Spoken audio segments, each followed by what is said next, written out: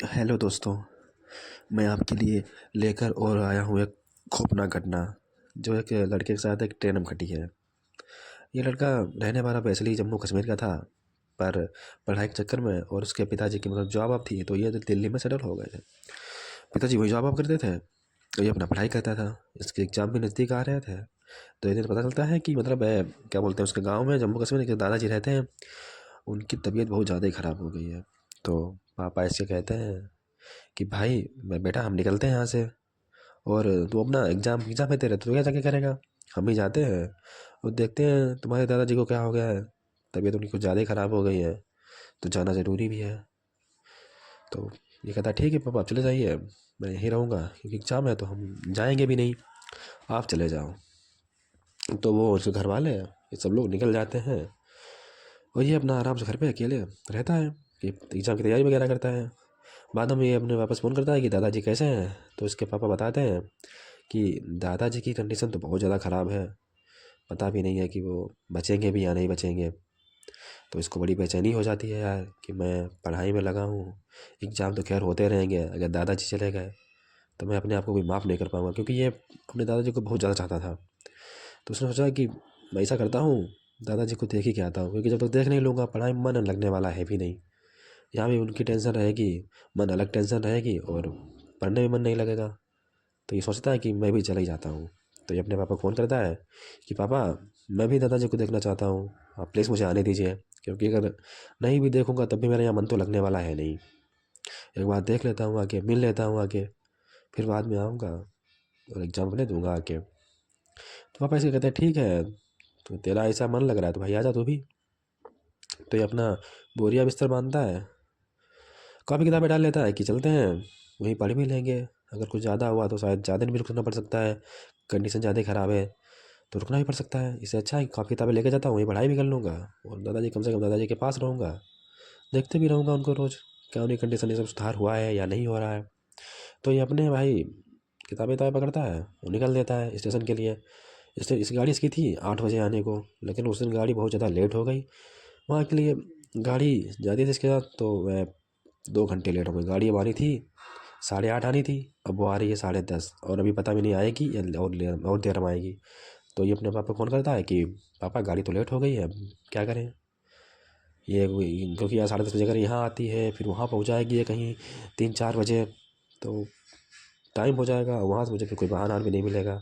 और उधर दादाजी के घर के लिए पैदल भी चलना पड़ता है, बाहर इतनी रात को तो मिलने वाले हैं नहीं, मतलब कोई सवारी तो नहीं मिलने वाली है।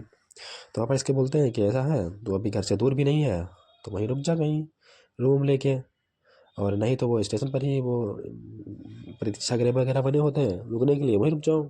सुबह वाली पकड़ना तो 6 बजे, सुबह 6 बजे आती है गाड़ी, वो पकड़ेगा, वो तुझको पहुँचा देगी यहाँ टाइम से। मगर इसको दादाजी की कुछ ज़्यादा टेंशन हो रही थी, उसने कहा कि ऐसा है पापा हम रुकेंगे नहीं, हम आ ही रहे हैं, जैसे तैसे करके मैं आ ही जाऊँगा। तो पापा इसके बोलते हैं कि क्योंकि ये चला फिरा था, हर जगह जाया जाया करता था, देर हो जाती थी, कभी आउट टाइम हो जाता था, तो पापा इसको बताता कि ये मैनेज कर लेगा। तो वो कहते हैं ठीक है आ जाओ, संभाल के आना। तो ये फ़ोन रख देता, गाड़ी का इंतज़ार करने लगता है ट्रेन पर, उस पर प्लेटफॉर्म पर बैठ के आराम से। तब ये देखता है भाई बैठे बैठे काफ़ी टाइम हो गया था, इससे भी ज़्यादा भीड़ भाड़ थी नहीं, कमी थी, ठंड का मौसम था। तो देखता है कि एक आदमी उधर से लंबा चौड़ा आराम आ रहा है, जिसका एक हाथ नहीं है, शायद किसी एक्सीडेंट वगैरह में नहीं रहा हो, आता है। वो इसके मतलब इसको देखते हुए निकल जाता है। ये अपना फ़ोन चला रहा था, उसकी तरफ देखता है कि वो अजीब तरीके से देखते हुए जा रहा है। तो ये अपना बैठा रहता है, तरफ उसकी गौर नहीं करता है। वो एक बार चला जाता है फिर वापस घूम के आता है, तो इसे बोलता है कि बेटा क्या मैं बैठ जाऊँ, तो ये बोलता है कि हाँ दादा बैठ जाइए। तो वो वहाँ बैठ जाता है। बैठे बैठे कुछ टाइम हो जाता है, तभी इसको लगता है कि अनाउंसमेंट होता है कि गाड़ी आने वाली है, तो खुश हो जाता है कि गाड़ी आने वाली है। तो वो आदमी इसकी तरफ देखता है कि क्या बेटा बड़े खुश हो कैसे, नहीं तो मुझे उनसे बोलता है दादाजी ऐसा है कि गाड़ी मेरी बहुत लेट थी और मुझे अपने गांव जाना है। अब वो खैर अपना टाइम लेट तो है मगर आने वाली है, तो अच्छी बात है कि आ रही है। तो वो कहते हैं कि अच्छा, कहता वो आदमी कहता है कि बेटा मुझे बहुत भूख लगी है, शरीर बड़ा है तो भूख भी जल्दी आ जाती है, क्या कुछ पैसे मिल जाएंगे। तो ये कहता है कि ठीक है दादाजी, पैसे आपको मैं दे देता हूँ। ये अपनी जेब से पैसे निकालता है और उनको देखता है कि मेरी पॉकेट में फिलहाल स्टूडेंट हो, ज़्यादा पैसे तो नहीं है, मगर मैं चेक करता हूँ कितने निकलते हैं। देखता है तो उसकी जेब में 50 रुपये पड़े थे। तो कहता है दादाजी 50 रुपये हैं और 500 रुपये की नोट है, वो तो मैं नहीं दे सकता क्योंकि मुझे बहुत लंबा सफ़र करना है, मगर 50 रुपये हैं, ये मैं आपको दे देता हूँ। तो कहता है ठीक है बेटा, ये ऐसे दे देता है और ये पैसा मतलब वो अपने हाथ से पैसा पकड़ता है और रख लेता है।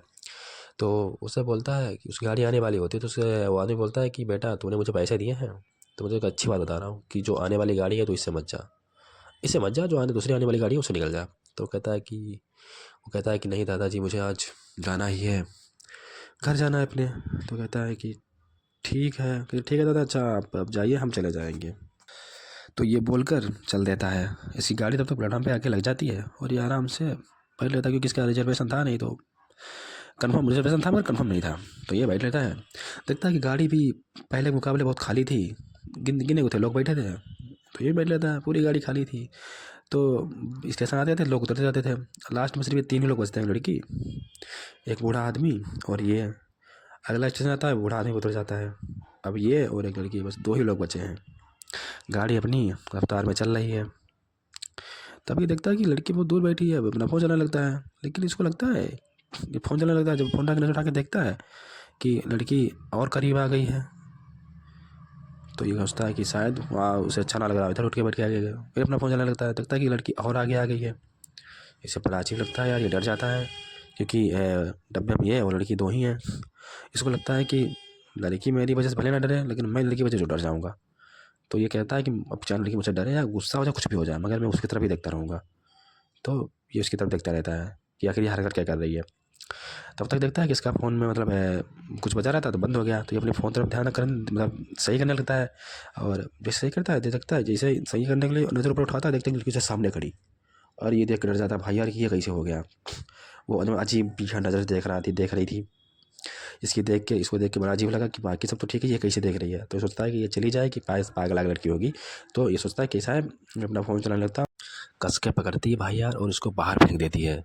इसको मतलब कुछ देर के लिए इसकी आंखें बंद हो जाती हैं और जैसे इसकी आंखें खुलती हैं तो इसको लगता है कि ट्रेन किसी स्टेशन पर आके खड़ी हो चुकी है। ये तुरंत अपना बैग उठाता है और ट्रेन के डब्बे से बाहर भाग जाता है। और ट्रेन मतलब इसमें तो भरा नहीं था, खाली था, क्योंकि छोटा सा था।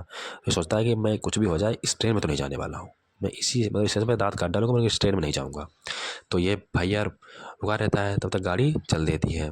ये थोड़ी सी रफ्तार बना चुकी होती है गाड़ी, देखता है कि उससे पीछे वाले डब्बे में कुछ लोग बैठे हुए हैं। तो क्या करता है कि सोचता है कि मैं चढ़ ही लेता हूँ, यहाँ भी क्या टाइम करूँगा। तो ये दूसरे डब्बे में चढ़ जाता है, उसमें कुछ लोग बैठे होते हैं। नीचे अंदर चढ़ता है, इसको थोड़ी सी सांस में सांस आती है और ये खिड़की के पास आता है, मतलब नहीं गेट होता है, गेट के पास आकर बाहर झाँकने की तो इसे देखता है कि उसी गेट से एक हट्टी कट्टी औरत जैसी वो बाहर निकल के जीभ इसकी तरफ निकाल के, जैसे जानवर सामने स्वादिष्ट खाना डालो तब कुछ ऐसे करती है। तो वैसे उसकी तरफ कर रही थी। इसे उसे लग रहा था कि आज तू बच गया, वरना तो तेरा काम साफ था। ये भैया डर जाता है, तुरंत अंदर आ जाता है। वहीं पर बैठे एक दादा जिसको नोटिस कर रहे होते हैं, वो उससे पूछते हैं कि क्या बात है बेटा, तुम बहुत घबराए हुए लग रहे हो। तो ये भाई दादाजी को पूरी बात बताता है।